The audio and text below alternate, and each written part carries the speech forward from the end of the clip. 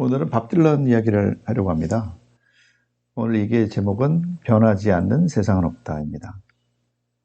제가 이 변하지 않는 세상은 없다라는 제목을 지은 이유는 밥 딜런의 노래 중에서 The Times They Are Changing이라는 노래가 있습니다.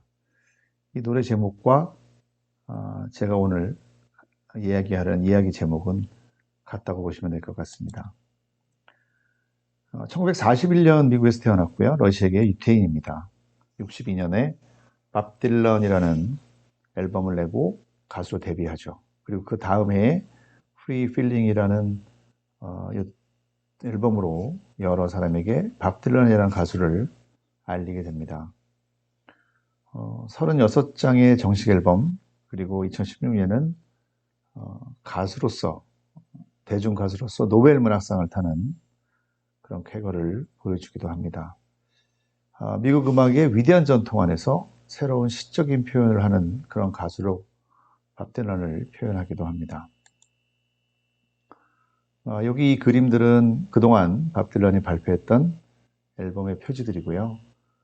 적은 나이가 아님에도 아직도 세계를 누비면서 공연 활동을 계속하고 있습니다. 그리고 틈틈이 이 그림처럼 실제로 이런 그림을 그려서 판매를 하기도 한다고 합니다.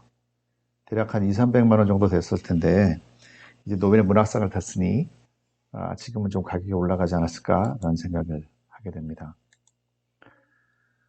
이 얘기의 제목인 The Times They Are Changing이란 노래 장면인데요.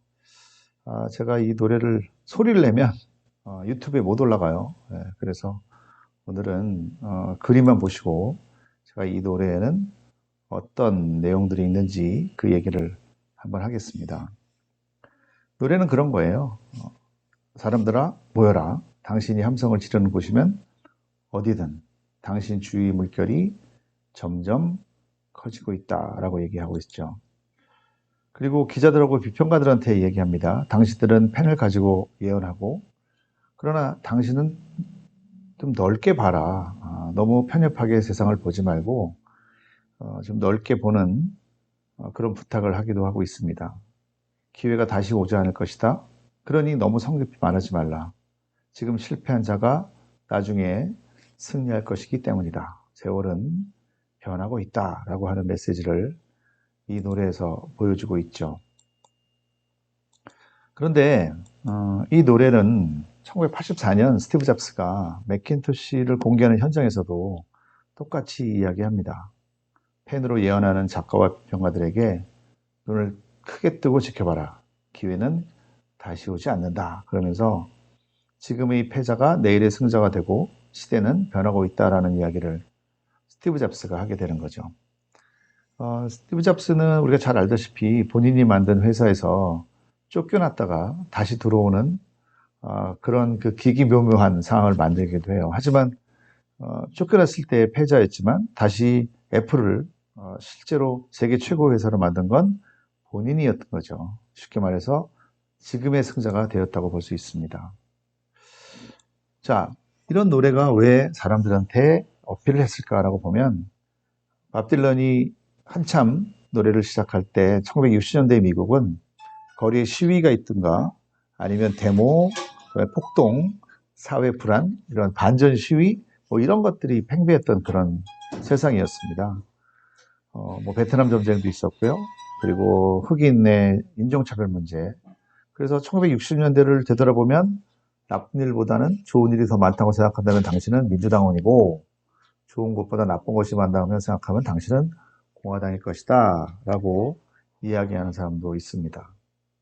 아무튼 혼란의 시기였던 1960년대 밥 딜런은 노래를 했던 거죠.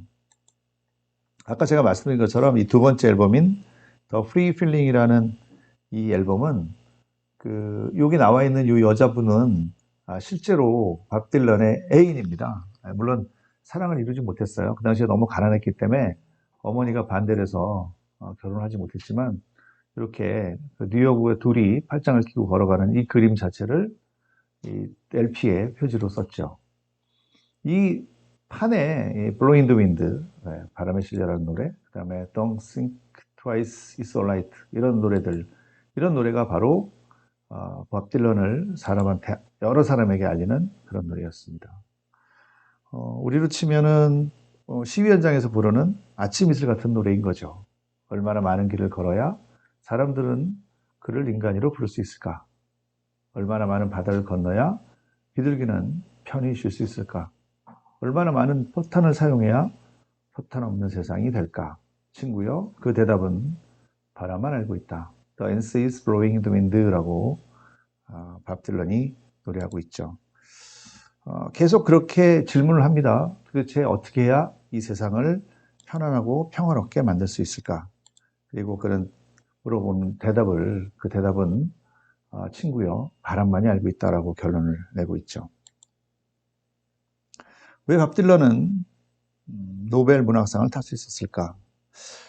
바로 이 그림이 밥 딜런의 노벨 문학상을 타는 이유를 설명한다고 저는 생각합니다.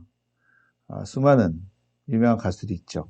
락 역사상 빼놓을 수 없는 엘비스 프레슬리, 비틀즈, 롤링스톤스, 그리고 밥 딜런, 이 네 그룹과 가수를 보면 앞에 이 세 사람은 락의 외양, 쉽게 말해서 락의 바깥 모습을 완성했다고 볼 수 있습니다. 엘비스가 락은 무엇이다라고 하는 정체성을 만들었다면 락을 좀 예술적 기반에 올려놨던 사람, 그리고 형식적으로 락은 이런 것이야 라고 지금도 활동하고 있는 롤링스톤스가 외양에 치중했다면 밥 딜런은 외양이 아닌 내적인 모습에 더 관심을 깊게 가졌던 것 같아요. 그러니까 암만 소리를 지르고 그 자리에서 노래를 했다 하더라도 그 순간이 지나버리면 내가 얘기했던 거 다 잊어버리지 않아? 라고 얘기했던 거죠. 적어도 노래 속에, 가사 속에 내가 이야기하고자 하는 무언가를 잘 적어 놓으면 사람들이 그 노래를, 그리고 내가 주는 메시지를 다시 한번 생각할 것이야 라고 밥 딜런은 생각하면서 본인의 노래, 그리고 노래 속에 멋있는 가사를 썼다고 이야기하고 있습니다. 자, 노래 한 곡을 더 들을 수는 없고 보면 다음 노래는 Don't Think Twice, It's Alright입니다. 두 번 생각하지 말아라. 너가 맞아. 너 결정이 맞아. 라고 하는 그런 노래이죠. 걸터 앉아 이유를 생각해 보았어. 그러나 아무 소용이 없는 거야. 어떻게든 안 되는 일이거든. 그리고 지금까지도 알 수 없었으니까. 새벽에 암탉이 울 때 창으로 내다봐. 그러면 다 사라지고 없을 거야. 당신이 나를 여행하게 한 거야. 끙끙 알아봤자 별로 소용이 없어. 새삼스레 당신의 밝은 사랑을 보여줘도 소용없어. 그런 건 나와 인연이 없으니까 라고 이야기하고 있죠. 그래, 너가 생각했던 그것이 바로 맞는 이야기다 라고 얘기하는 거예요.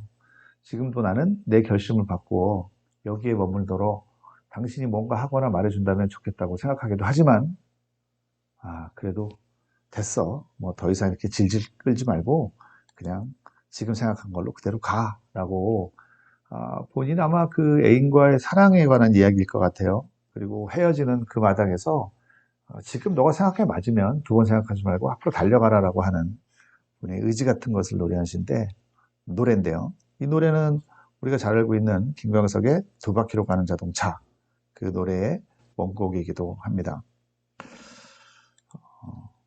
1960년을 관통해서 현재까지 거의 뭐 60, 70, 80, 90년, 한 50년 동안 거의 60년을 노래했던 밥 딜런을 한마디로 표현한다면 저는 그는 자유인이라고 이야기하고 싶어요. 자기가 처음에 노래 시작했을 때 영국에서는 이제 비틀즈가 막 인기를 막 끌 때였잖아요. 그래서 처음에 밥 딜런은 통기타로 그냥 노래를 했었는데 비틀즈가 전기 기타로 막 소리를 내니까 더 많은 사람들이 넓은 장소에서 환성하는 걸 보고 본인이 그동안 추구해오던 기타 반주의 포크 음악을 포크 락으로 변성시키기도 합니다. 그리고 사람들의 수많은 비난을 뚫고 끝까지 그거를 유지하면서 다른 많은 가수들에게 영향을 주죠. 또한 70년대는 종교음악에도 좀 심취했었고, 그리고 80년대 들어서는 보수적이고 위압적인 풍토에 거부하는 저항성을 나타내는 노래도 만듭니다.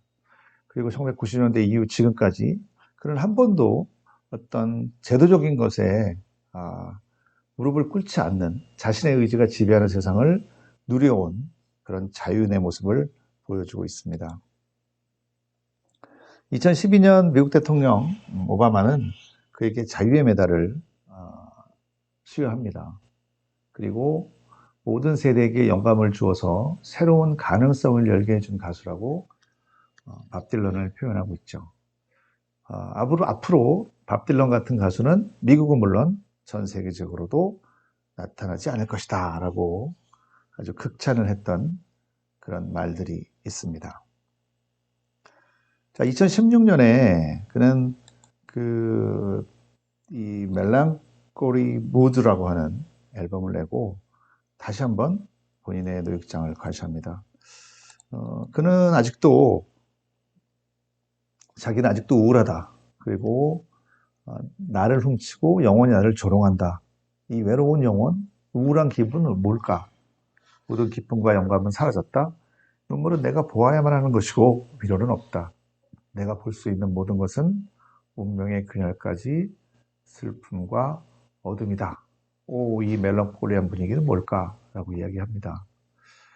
우울한 기분, 나를 눈멀게 하는 무엇, 나를 불쌍히 여겨서 사슬을 꺾으리라. 그리고 나를 묶어주는 사슬을 풀겠다.